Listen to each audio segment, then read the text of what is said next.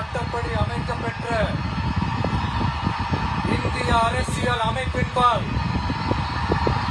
உண்மையான நம்பிக்கையும் மாறா பற்றும் கொண்டிருப்பேன் என்றும் இந்திய நாட்டின் ஒப்பில்லாத முழு முதல் ஆட்சியையும் உரிமையையும் நிலை நிறுத்துவேன் என்றும் தமிழ்நாட்டு அரசின் முதலமைச்சராக உண்மையாகவும் உளச்சான்றின்படியும்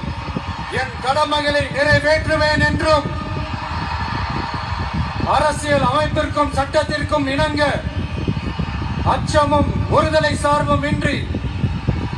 விருப்பு வெறுப்பை விலக்கி பலதரப்பட்ட மக்கள் அனைவருக்கும் நேர்மையானதை செய்வேன் என்றும்